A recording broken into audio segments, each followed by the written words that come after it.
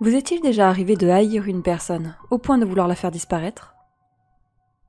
Si tel est le cas, vous ne l'avez sans doute pas fait, de crainte de séjourner en prison pour le reste de votre vie. Ou parce que les tueurs à gages du dark web sont trop onéreux. Il existe cependant une troisième solution, qui ne vous coûtera presque rien, et cette solution s'appelle Carla. Avant toute chose, vous devez vous assurer de posséder un téléphone fixe ou mobile, et d'avoir préalablement fait un saut à la boulangerie, afin d'acheter une viennoiserie. Carla est assez exigeante, et n'acceptera pas de pain au raisin sec, de tresse au chocolat ou de brioche. Contentez-vous d'un croissant ou d'un pain au chocolat.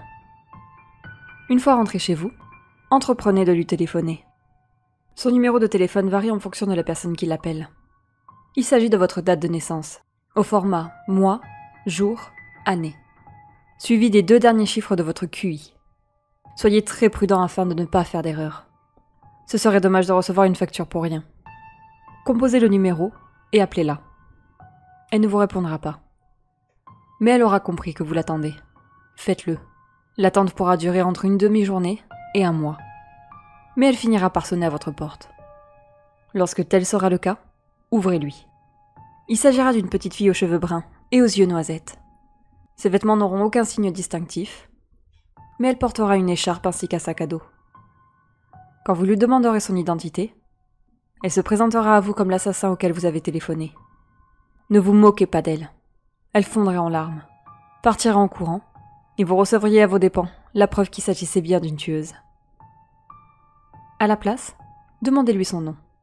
Naturellement, elle vous répondra « Je m'appelle Carla ». Insistez en lui demandant comment s'écrit son prénom. Si elle vous répond Q, A, R, L, A, ne la laissez surtout pas entrer. Excusez-vous et faites-lui croire que vous avez composé un faux numéro. Elle aura l'air contrariée, mais en réalité, elle ne vous en voudra pas. Si en revanche elle vous répond simplement « avec un Q », invitez-la à entrer. Elle s'installera d'elle-même dans votre cuisine ou dans votre salle à manger et sortira une briquette de lait de son sac à dos. À ce moment, sortez la viennoiserie et donnez-la lui. Si vous avez choisi un croissant, Carla vous remerciera, le consommera avec sa briquette de lait et vous demandera une cible. Donnez-lui la photo de la personne que vous souhaitez éliminer. Ou bien, si vous n'en avez pas, donnez-lui autant d'informations que possible sur la personne en question, afin d'éviter les quiproquos. Elle quittera votre domicile et vous garantira que votre cible sera supprimée dans la semaine. Cependant, Carla a des honoraires particuliers. Avant de partir, elle vous annoncera que le jour de la mort de votre cible, vous subirez un accident. Celui-ci peut varier d'une coupure du doigt avec un bout de papier, si elle est de bonne humeur, à l'enfermement dans votre maison en feu, si elle est de moins bonne humeur. Si vous avez choisi un pain au chocolat, elle sortira de sa poche un morceau de papier plié en 2 et vous le tendra. Ouvrez-le et lisez-le.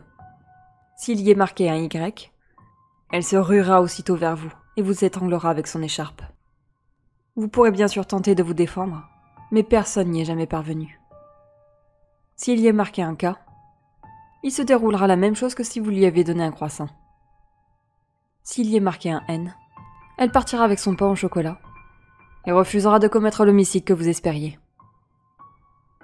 S'il y est marqué un triangle, alors elle vous donnera le privilège de choisir 2 cibles et ne vous infligera aucun accident. Bien évidemment, si après le premier appel, vous souhaitez réutiliser ses services, rien ne vous empêchera de l'appeler à nouveau.